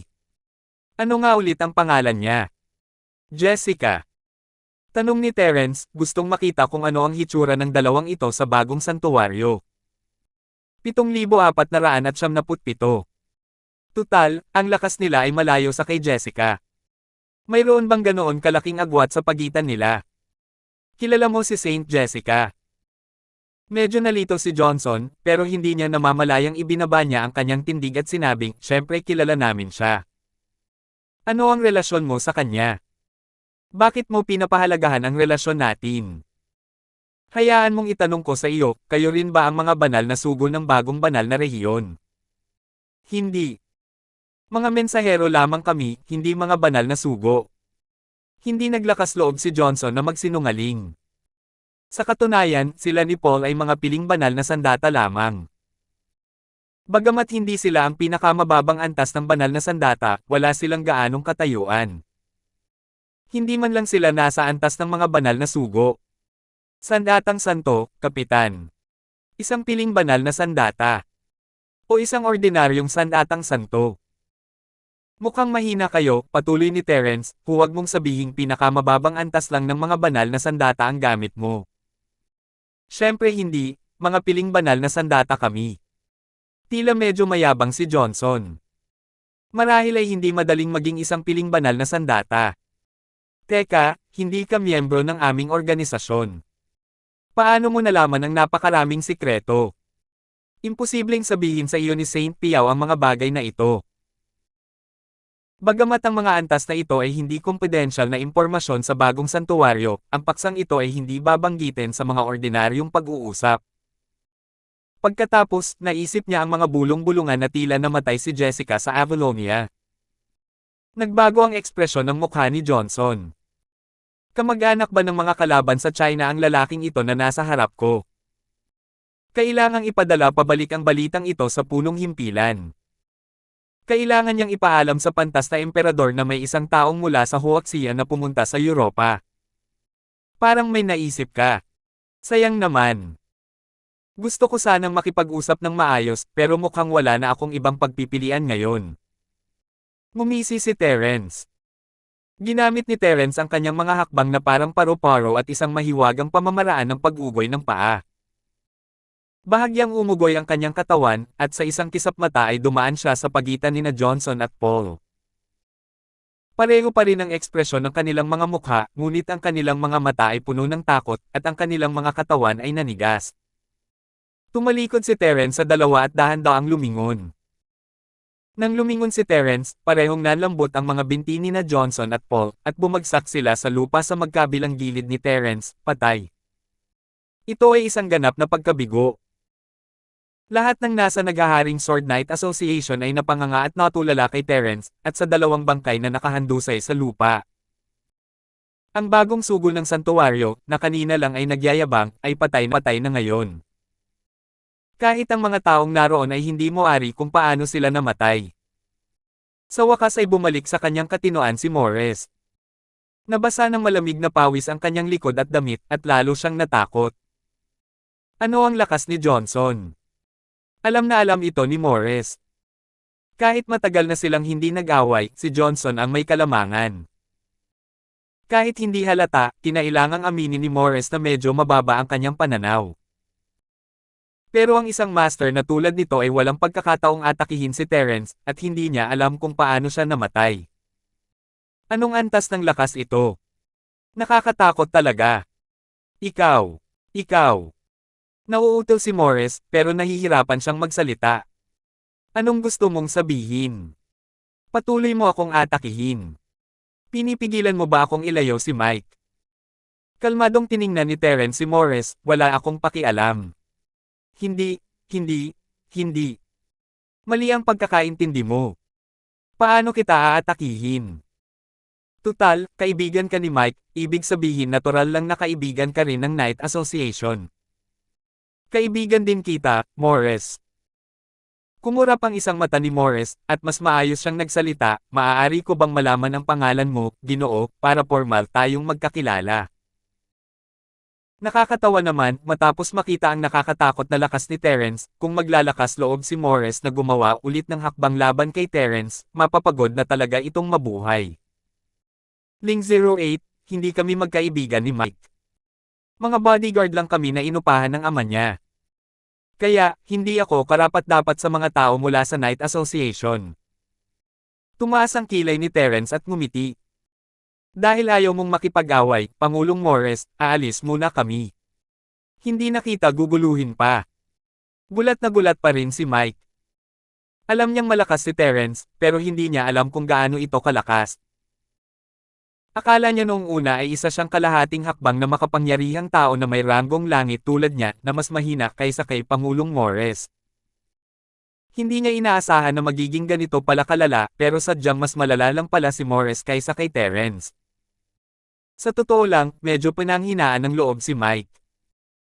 Kung nasa full face lang ng Sky Class si Terence, may kumpiyansa pa rin sana siyang makahabol pero ngayon, biro na lang ang makipaglaban kay Terence. Hindi namamalayan, bahagyang nagbago ang iniisip ni Mike. Pero hindi naman talaga mahalaga iyon kay Terence, wala siyang pakialam sa iniisip ni Mike basta't hindi mamatay ang lalaki sa loob ng isang buwan. Si Mr. Ford pala ako, ikinagagalak kung makilala ka. May maliwanag na ngiti sa mukha ni Morris, ngunit ang kanyang mukhang may isang mata ay hindi gaanong kaaya-aya. Mr. Ford, manatili po kayo at hayaan ninyong gawin namin ang aming tungkulin bilang host. Hindi na kailangan. Tumanggi si Terence, hindi man lang binigyan ng kahit anong mukha si Morris. Mr. Ford, gusto ko sanang itanong, eksperto ka ba sa foundation stage? Itinanong ni Morris ang tanong na pinakagustong itanong matapos makita ang poster ni Terence. Hindi siya naglakas loob na pigilan si Terence, kaya tumakbo siya sa likuran nito. Pwede mo namang isipin yan. Hindi makapagpaliwanag si Terence, wala namang pinagkaiba kung nasa Golden Core stage man siya o nasa Foundation stage. Pareho silang nilalang na kayang durugin gamit lang ang isang daliri. Ginoong Ling, patawarin po ninyo ako sa aking kapangahasan. Tuwang-tuwa si Morris nang marinig niya iyon. Mabilis niyang hiniling dahil sa tulong ni Mr. Ford kaya hindi na kami nakaranas ng anumang nasawi. Gayunpaman, sa kasalukuyang sitwasyon, ang Knight Association at ang bagong santuwaryo ay bumuo na ng isang nakamamatay na alitan. Umaasa kami na matutulungan kami ni Mr. Ford. Kung si Mr. Ford ay handang sumali sa Sword of Sanctions Knight Association at maging isang maluwalhating kabalyero, handa pa nga akong ibigay sa iyo ang posisyon ng pagiging pangulo at maging iyong katulong. Gulat na tumingin ang lahat kay Morris. Hindi nila inaasahan na sasabihin niya ang ganoong bagay. Iiwan ang kanyang posisyon bilang pangulo ng Knight Association para lang makuha ang panig ni Terence. Hindi ako interesado. Walang pag-aalinlangang tumanggi si Terence. Marami na siyang pagkakakilanlan, at kahit sino sa kanila ay mas sikat pa kaysa sa presidente ng walang kwentang Knight Association na ito. Sasali lang siya kung wala na siyang mas magandang magagawa. Hindi interesado. Pati si Mike ay nanlaki ang mga mata. Mas mainam ang pagiging presidente ng Knight Association kaysa sa pagiging bodyguard, di ba? Pero tinanggihan siya ni Terence ng ganoon na lang. Napabuntong hininga ang lahat sa salitang, hindi interesado. Ibang-iba talaga ang isang eksperto sa foundation stage, ibang-iba talaga ang ginawa niya sa mga ordinaryong tao. Uulitin ko rin ang parehong bagay. Mas mabuting huwag ninyong guluhin ang bagong banal na rehiyon. Dahil wala ni isa sa inyo ang makakatapat nila. Gayunpaman, ang bagong santuwaryo ay nakatuon na sa inyo. Iminumungkahi kong maghiwalay kayo agad at umuwi. Siyempre, ako ang pumatay sa 2 taong iyon, kaya hindi kita maaaring idamay.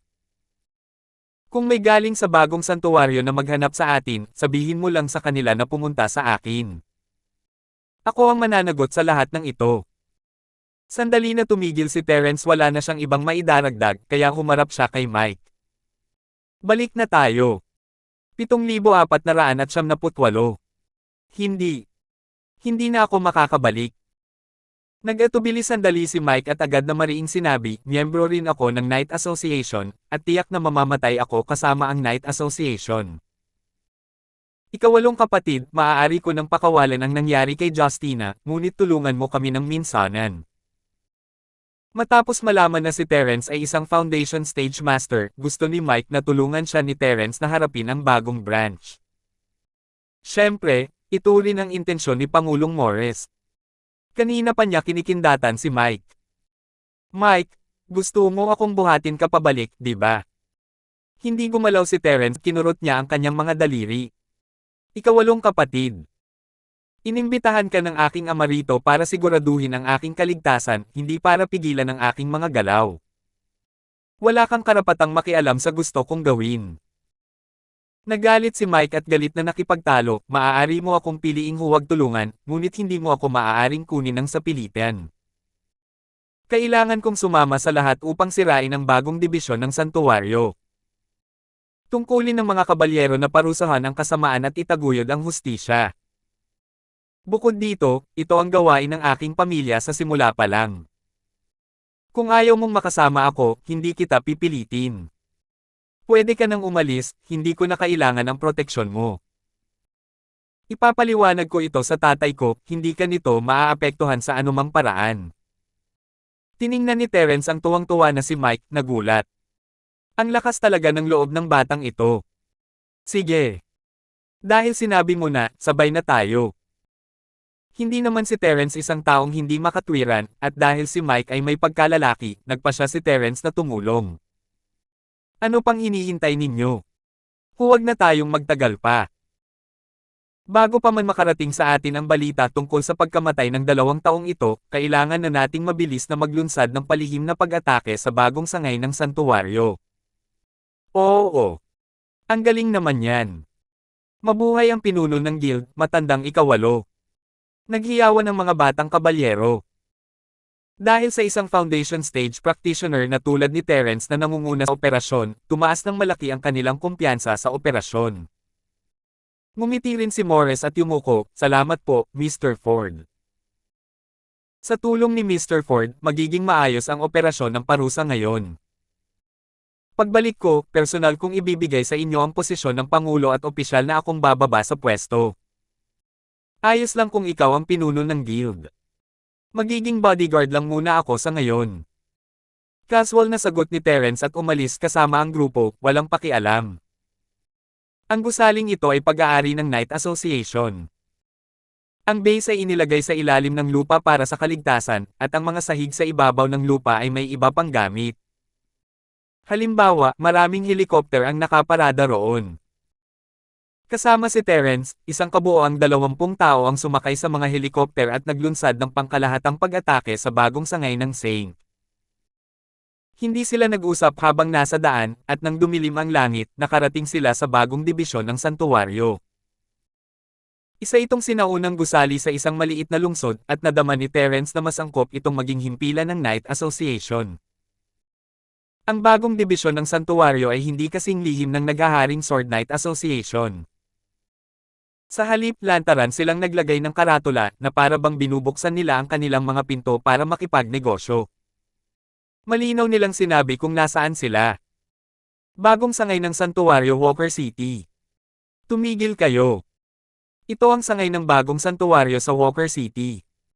Bawal pumasok ang mga taong walang pahintulot. May bahid ng pagmamataas ang mga gwardya sa gate, hindi man lang nila pinapansin si Terence at ang grupo nito. Ano ba to? May naglalakas loob na magpakita ng ugali sa atin ng isang asong bantay. Malamig na tumawa si Morris. Galit pa rin siya mula kanina, at ngayon ay ibinubuhos na niya ang galit sa gwardyang ito. Kasabay ng isang kislap ng liwanag ng espada, ang mabigat na espada ni Morris ay tumama sa ulo ng gwardya sa lakas ng isang kulog. Nagulat ang gwardya. Hindi niya inaasahan na may maglalakas loob na pumunta sa bagong sangay ng Holy Region para maghanap ng gulo ng walang pakundangan. Bukod pa rito, ang unang galaw ay isang nakamamatay na galaw. Isa lamang siyang ordinaryong banal na sandata, at mahina ang kanyang lakas. Mas mahina pa siya kaysa kay Mike, kaya paano siya magiging kalaban ni Morris? Wala siyang oras para mag-react. Bago pa niya maintindihan kung ano ang nangyayari, ang liwanag ng espada ay tumama na parang isang kulog at direktang hinati siya sa dalawa. Patayin mo ang daan papasok namin. Malamig ang ekspresyon ni Morris. Pinagpag niya ang dugo sa kanyang mabigat na espada, itinutok ang dulo ng kanyang espada patungo sa pinto, at pinangunahan ang daan papasok ng may nakamamatay na aura. Agad na natuwa ang mga knights, kasama na si Mike. Binunot nilang lahat ang kanilang mga espada at sumunod kay Morris papasok sa dibisyon. Walang ipinakitang espesyal na reaksyon si Terence habang sumunod siya kay Mike. Bago pa man kumilos ang Knight Association na puno ng mga parusa, naimbestigahan na nila ang bagong Sanctuary Division na ito sa Walker City. Walang partikular na makapangyarihang eksperto. Ang pinuno rito ay isang huling yugto ng ranggo sa langit, medyo mas mahina kaysa kay Morris. Kayang-kaya nga siyang durugan ng Knight Association. Ang dahilan kung bakit inimbitahan ni Morris si Terence ay upang mapanagan siya at maghanda para sa paghihiganti ng bagong santuwaryo. Tungkol naman sa operasyon sa pagkakataong ito, hindi niya inaasahan na may gagawin si Terence. Dahil sinusundan sila ni Terence, hindi nila madaling mapapatalsik ang Knight Association. Pagpasok ni Terence sa sangay, sinuri niya ang lugar gamit ang kanyang spirit sense dahil sa nakasanayan, at isang ngiti ang sumilay sa kanyang mukha. Mukhang hindi masyadong tumpak ang impormasyon ni Morris. Ang pinakamakapangyarihan sa dibisyong ito ay hindi ang mga nasa huling yugto ng Sky Class, kundi ang dalawang Foundation Stage Masters. Kung hindi dumating si Terence, malamang nalipol na ang mga batang amo na ito.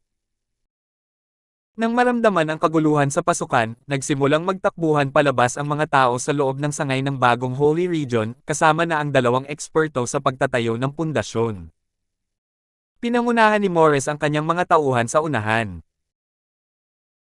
Nang makita niya ang mga tao mula sa bagong santuwaryo, ipagpapatuloy niya sana ang pagpapakita ng kanyang kapangyarihan tulad ng ginawa niya sa pasukan, naghihiwa ng mga gulay gamit ang isang hiwa ng kanyang espada, ngunit hindi niya inaasahan na ang mga taong lumabas ay dalawang eksperto sa pagtatayo ng pundasyon.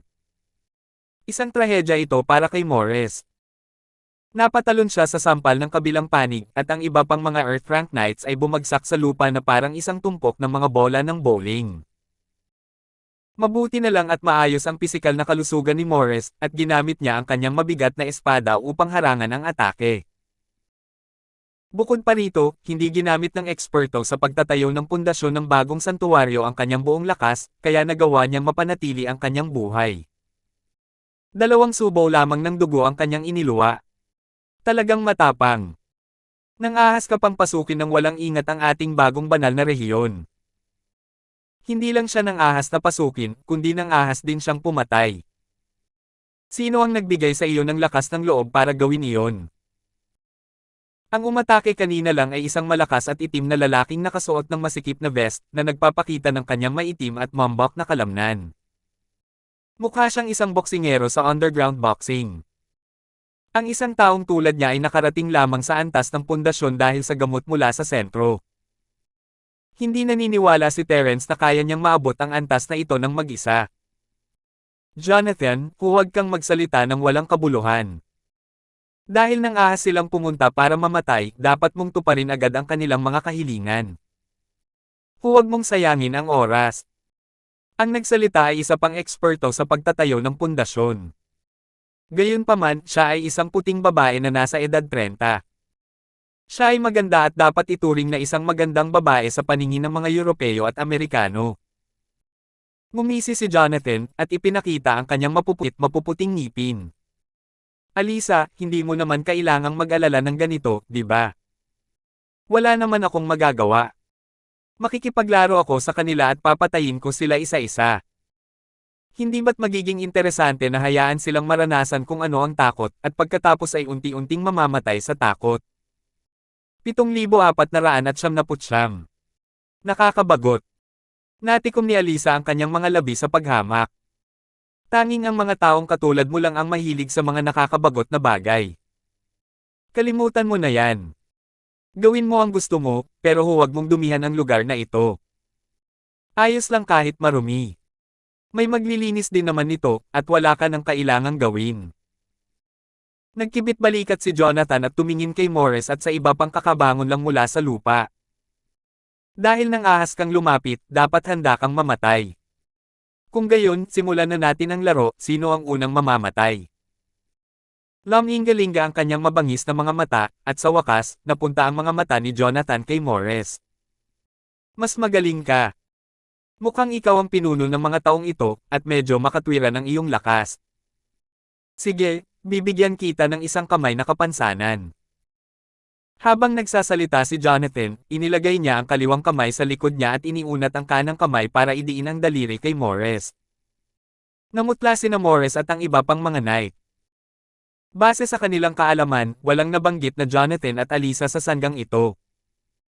Gayunpaman, halos nakalap ni Morris ang ilang impormasyon tungkol sa 2 taong ito. Sila ay 2 tunay na eksperto sa pagtatayo ng pundasyon. Kung pag-uusapan ng katayuan, sina Jonathan at Alisa ay parehong kapitan ng mga banal na sandata sa bagong santuwaryo. Ang mga taong nasa ganitong antas ay karaniwang nananatili sa isang medyo malaking sangay sa bagong santuwaryo upang magbantay. Halimbawa, sa sangay sa isang liblib na maliit na lungsod na pinili ni Morris at ng iba pa, halos walang mga eksperto sa antas ng isang kapitan ng mga banal na sandata. Hindi niya inaasahan na makakasalubong niya silang dalawa ngayon. Hindi ako ang pinakamalakas dito, kaya hindi ko dapat matupad ang gusto mong lumaban. Siguro dapat mo munang tingnan ang aming trump card. Sabi ni Morris nang may pilit na ngiti. You. Nasaan ang trump card? Medyo nagiging interesado na ako ngayon. Sino ang trump card? Halika at tingnan natin ang trump card mo. Tinaasan ni Jonathan ang kilay habang nakatingin sa mga tauhan ni Terence nang may interes. Huwag mo akong subukang lokohin. Sa tingin ko wala kang makapangyarihang tao rito. Si Terence na lang ang tanging pag-asa ni Morris ngayon, kaya't inilabas niya ang kanyang huling pag-asa ng walang pag-aalinlangan. Ganon din ang iniisip ng iba, lahat sila ay tumingin sa kalmado at mahinahong si Terence. Ito ba yung lalaking maliliit ang braso at binti? Ito na ang trump card mo. Sigurado ka ba? Sinundan ni Jonathan ang tingin ng lahat at napakamot sa ulo dahil sa pagtataka. Mukha siyang Lobby. Hoy, sino ka? Bodyguard niya ako. Binabayaran sila para pumunta, yung tipong mahal. Sinasabi ko sa iyo, ang isang bodyguard na kasing itaas ko ay kadalasang napakalakas. Mahirap talagang kumita ng pera sa mga panahong ito. Malamig na paalala ni Terence sa kanya. Kumaibat ng 2 beses ang sulok ng bibig ni Morris. Kuya, pwede ba tumigil ka na sa paglalaro? Bilisan mo na. Hahaha. Lumabas na isa lamang siyang peking bodyguard na kinuha gamit ang pera, at ang kanyang pagyayabang ang naging sandigan niya, di ba? Aya, hindi ko na kaya, mamamatay na ako sa kakatawa. Humagalpak ng tawa si Jonathan. Hindi niya mapigil ang tumawa. Hindi alam ni Terence ang sasabihin, nakakatawa ba talaga iyon? Ayaw niyang maging nakakatawa. Kalokohan to. Hindi ko talaga alam kung ano ang iniisip niyo. May mapangutyang tingin si Alisa habang sinusulyapan sina Terence at ang iba pa ng may paghamak. Humarap siya kay Jonathan, papasok muna ako, maglaro ka ng mag-isa. Hindi sulit ang oras ko sa ganitong klaseng kalokohan. Pagkatapos magsalita, hindi na hinintay ni Alisa ang sagot ni Jonathan. Tumalikod na siya at naglakad palayo, halatang tinatrito si Terence at ang iba pa na parang mga patay na tao. Sige, maglalaro ako ng mag-isa. Ang iba sa inyo, huwag kayong kikilos. Kumalat kayo at palibutan sila. Huwag ninyo silang hayaang makatakas. Utos ni Jonathan, at mabilis na pinalibutan ng iba pang mga bagong miyembro ng santuwaryo ang grupo ni Terence. Bata, gusto mo bang mamatay?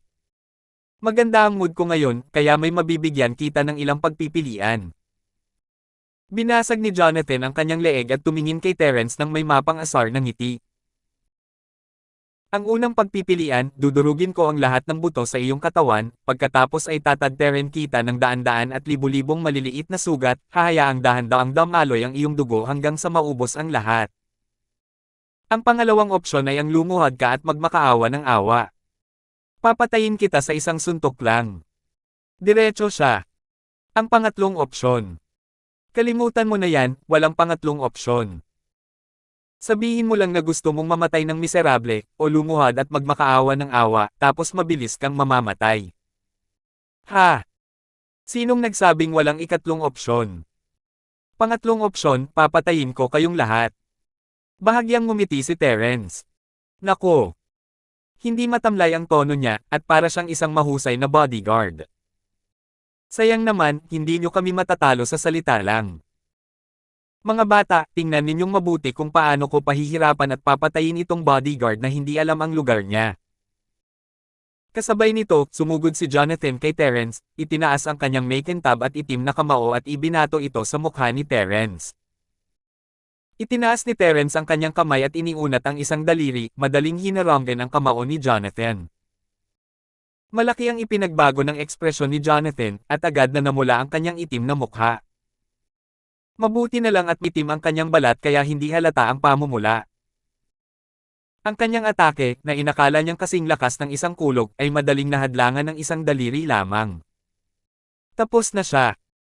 Ang lakas ng lalaking nasa harap niya ay higit pa sa kanyang inaakala. Hindi siya isang maliit na bodyguard. Sino ka? Hindi nang ahas si Jonathan na bawiin ang kanyang kamao, dahil sa takot na kung gagawin niya iyon, susundan siya ng nakakatakot na daliri at papatayin siya. Hindi ba't sinabi ko na sayo? Ako yung bodyguard na kinuha ni Mike. Hindi pa nga kita nababaliw, bakit ang tanga-tanga mo? Itinaas ni Terence ang kanyang binti at sinipa ang tiyan ni Jonathan. Yumuko ang katawan ni Jonathan, ang kanyang mga paa ay tumataas at huminto sa ere. Nang malapit na siyang lumipad pabalik, ang mga daliri ni Terence ay dumulas pasulong at naging kuko ng agila, hinawakan ang pulso ni Jonathan. Kaya, bago pa man makalipad palabas ang kawawang si Jonathan, pinaikot na siya ni Terence na parang giling ang hangin at pinalipad sa lupa. Kasabay ng malakas na kalabog, maraming ladrilyo sa lupa ang nabasag. Hindi nakayanan ng malakas na katawan ni Jonathan ang pagbagsak at nagpakawala ng isang malutong na tunog ng pagkalabog. Isang hukay na hugis tao ang agad na lumitaw sa lupa. Karamihan sa mga buto mo ay bali, pero wala akong interes na hiwain ang katawan mo, kaya papatayin kita ng mabilis. Binitawan ni Terence ang pulso ni Jonathan at sinipa ang ulo ng takot na si Jonathan. Hindi man lang nagkaroon ng oras si Jonathan para magmakaawa bago siya nalagutan ng hininga. Ito na ang pangatlong pagpipilian mo. Nang napakadali at napakasayang tinapos ni Terence si Jonathan kaya naman halos lumuwa ang mga mata ng lahat. Walang sino man mula sa bagong santuwaryo o sa Knight Association ang umasa ng ganitong resulta. Isang eksperto sa foundation ang pinatay ng ganito. Peke ba ito? 7,500. Bukod dito, namatay siya na may mga bali na buto, tulad ng sinabi ni Jonathan. Alam ni Morris na malakas si Terence, kaya hinuhulaan niya na si Terence ay isang Foundation Master, ngunit hindi na siya sigurado. Isa lamang bang Foundation Master si Terence? Muling napanganga si Mike parang Diyos si Terence para sa kanya. Ito ang mga bodyguard na kinuha ng tatay ko. Paano naging ganito kagaling ang bodyguard na ito? Mas malakas pa siya kaysa kay Artel. Sino ka? Hindi ka naman kailanman nasaktan ng ating mga bagong santo, hindi ba? Labis din ang pagkagulat ni Alisa. Hindi niya inaasahan na mamamatay si Jonathan bago pa siya makalakad ng malayo. Hindi maiwasan ni Alisa na seryosohin ito habang nakatingin kay Terence.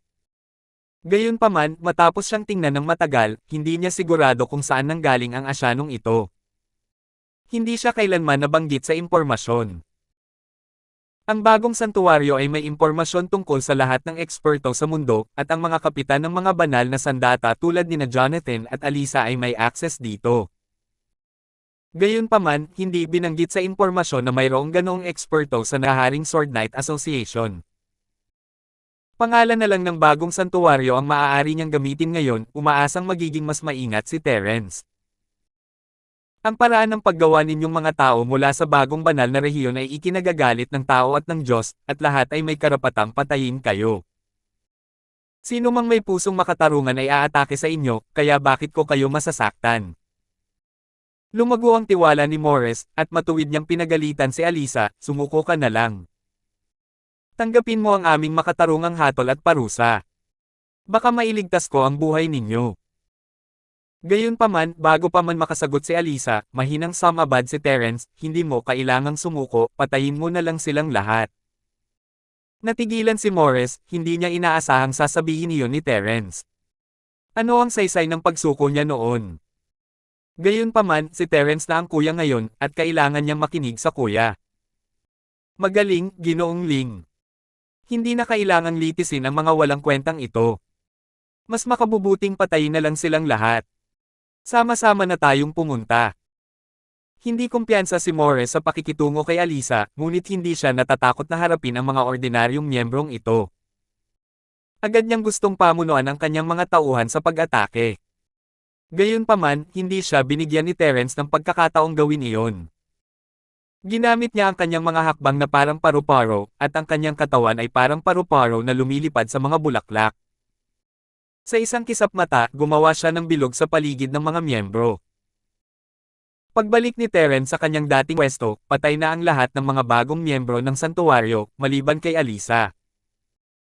Natakot si Morris at ang iba pa dahil sa ginawa nilang ito, dahil baka ma-excite si Terence at aksidente silang mapatay. Nanlumo si Alisa. Alam niyang hindi siya makakatakas, pero ang tanging nagawa niya lang ay ang magngalit ng ngipin at maghanda para makatakas.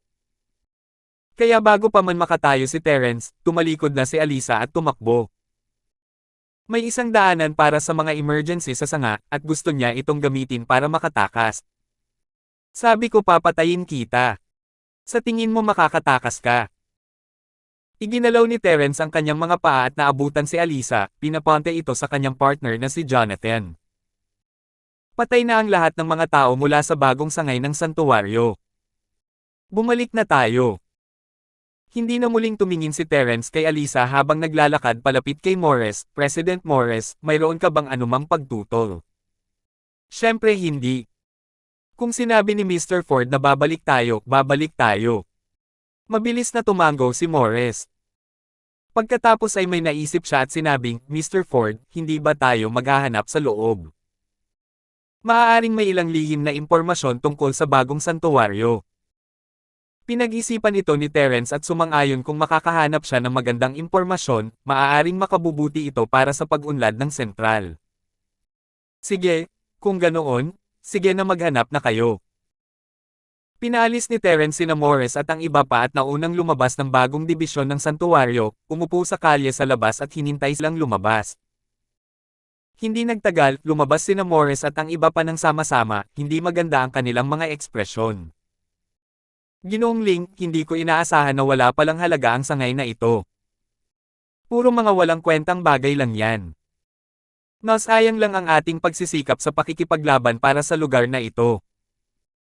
Kumunat ang noo ni Terence, hindi niya talaga masabi kung para saan ang pinaghirapan nila. Siyempre, hindi niya kailangang sabihin iyon ng malakas, ayaw niyang sayangin ang oras niya sa mga bata. Ang bagong sangay ng santuwaryo ay tuluyang nawasak, at ang mga datos ng pagmamatsyag sa loob ay nalinis din, na walang naiwang bakas. Noon lamang mahinahong umatras si Morris at ang kanyang mga tauhan. Ang buong proseso ay hindi nagdulot ng labis na kaguluhan, at ang bagong sangay ng santuwaryo ay karaniwang hindi pumupunta upang maniktik sa kanila. Sa makatuwid, pagkatapos itong masira, walang sino man ang aktwal na nakakaalam tungkol dito sa loob ng maikling panahon. Pagkatapos bumalik sa gusali ng naghaharing Sword Knight Association, plinano ni Terence na ibalik si Mike sa Steffy Manor, ngunit pinalibutan siya ni Morris at ng iba pa, at hindi siya hinayaan na umalis. Mr. Ford, lahat ng ito ay salamat sa iyo sa pagkakataong ito. Kung hindi, malamang na namatay na kami sa bagong sangay ng santuwaryo. Ano man ang mangyari, hayaan mong magpasalamat kami ng maayos sa iyong kabaitan. Naghanda na kami ng isang pagdiriwang bago tayo umalis, taos-pusong sabi ni Morris. Hindi namin aaksayahin ang masyadong maraming oras ni Mr. Ford. Tama iyan, ikawalong kapatid. Napakalaking tagumpay ang napanalunan natin. Magdiwang tayo. Nagbago ng 180 degree ang pakikitungo ni Mike kay Terence, at nagsalita siya sa tonong parang nakikipagnegosasyon. Wala namang masyadong magagawa sa bahay, kaya bakit hindi muna tayo magdiwang bago tayo umalis? Tumingin si Terence kay Mike nang walang emosyon, kung gayon, sumali tayo. Nakapag-alis na siya ng bagong sanga ng bagong santuwaryo, kung tutuusin hindi na mahalaga kung mananatili siya o babalik. Nang marinig na pumayag si Terence na manatili para sa selebrasyon, naghiyawan ang mga batang kabalyero na nagpipigil ng hininga. Halata na nakuha ng mga ito ang respeto mula sa kanila dahil sa pagganap ni Terence sa bagong sangay. Ang makapagdiwang kasama ang isang maalamat na eksperto na nakalampas na sa yugto ng pagtatayo ng pundasyon ay isang napakasayang bagay. Umiling si Terence habang nakatingin sa grupo ng masasayang binata. Napakakaunti ng karanasan ng mga maaalab na kabataang ito. Ano pa nga ba ang ikatutuwa sa pagsira sa isang mababang antas ng sanga ng isang bagong santuwaryo? Hindi ba nila naisip kung gaano kalaking paghihiganti ang gagawin ng bagong banal na rehiyon? Para maitaguyod ang katarungan, o maging mapanghimasok, dapat ay may sapat na lakas na maaasahan. Inisip niya kung kailan nila mararanasan ang panganib dito. Isang batang babae ang pumasok sa bagong sirang sanga habang si Terence ay bumantong hininga sa sarili. Isa siya sa mga miyembro ng sangay sa Walker City, si Serena. Katatapos lang niya ng misyon, kaya pinalad siyang makaligtas sa kalamidad na ito. Bago sila pumasok sa sangay, naramdaman ni Serena na may mali. Napakatahimik dito, lalo na't walang mga gwardya sa pasukan. Kadalasan, may mga taong naka-duty 24 na oras sa isang araw, kaya bakit walang tao rito ngayon? Puno ng hinala, maingat na pumasok si Serena sa sanga. Sa huli, nang makita niya ang eksena sa harap niya, agad siyang napasigaw ng malakas. Nagkalat ang mga bangkay sa buong lupa, at umaagos ang dugo. Salamat po at simahan niyo ako, ingat lagi mga master.